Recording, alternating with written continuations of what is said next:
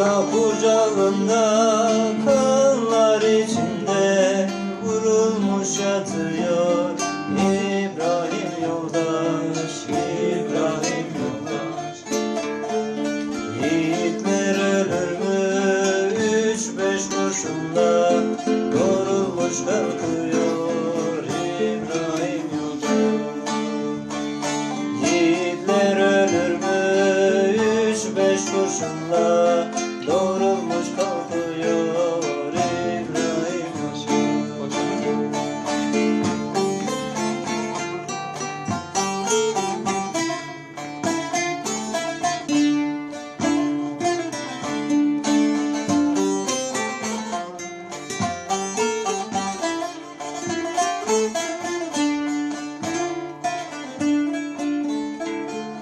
Başı duman duman munzura doğru tırmanmış gidiyor İbrahim yolda, İbrahim yolda.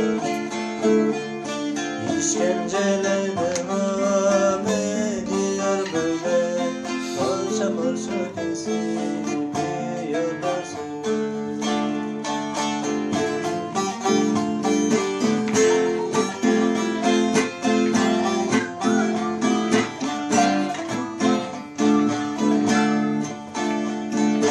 Ali Haydar yerde